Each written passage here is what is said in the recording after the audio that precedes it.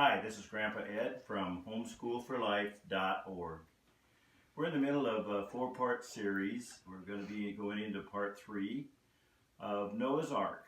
And we've been talking about all the things that God said in the Bible, directly in the Bible, all the instructions and directions that he had been given. So we're talking about Noah's Ark, and I thought that probably the first thing we should do is maybe review what the first 2 lessons were about. And first of all, I'd just like to say that God is a God of instructions. God told Noah what to do and how to do it. There were explicit directions of what to do.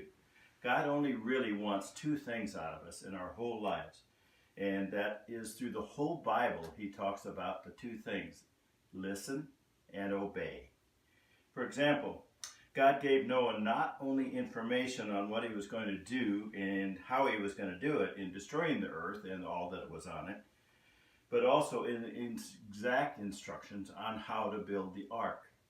For example, it was to be 300 cubits long, 50 cubits wide, and 30 cubits high, with a window in it 1 cubit down from the top. So they were exact instructions, not about this and about that. It was exact. And God is a God of exact instructions. He tells us what he wants us to do, and then it's up to us not only to listen to it, but to obey it. So in the story, as we go, Noah was 500 years old when God told him to build the ark, and he was 600 years old when the waters came. So it obviously took Noah 100 years to build that ark in the middle of the desert. And in part 2, we talked about how Noah was supposed to take all the animals and how many of what types, along with his family, his wife and 3 sons and their family and their wives, into the ark so that they would be able to live and they would re-multiply to the earth. God then made the waters come from the deep, and he also made the rain come, and it came down for 40 days and 40 nights.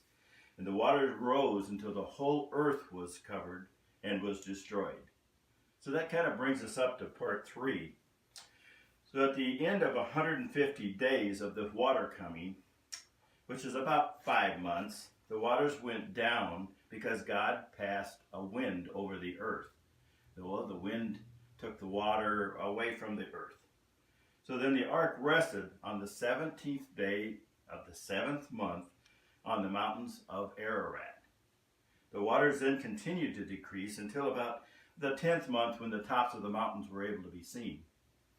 So 40 days later, Noah opened the window of the ark and sent out a raven to go back and forth until the waters dried out. He also sent out a dove to see if the waters had gone down. But it found no resting place, and it returned to the ark.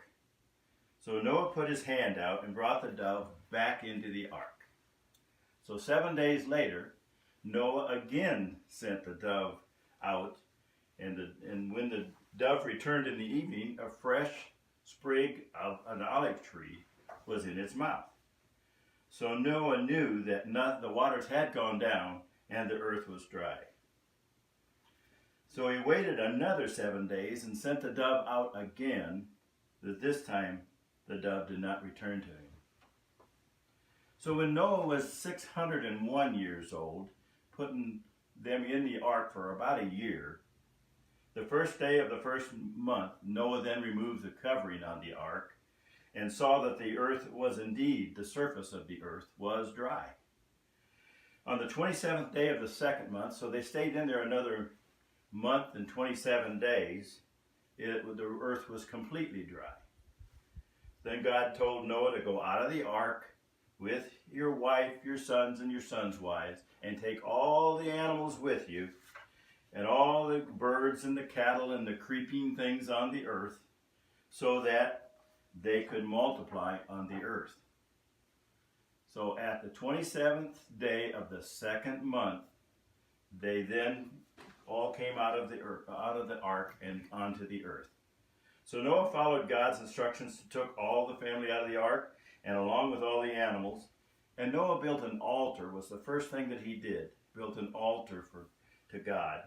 And he took every type of the clean animals one of every type, and made burnt offerings. So God smelled that sweet aroma, and he said, I will never destroy the earth again and all that's on it.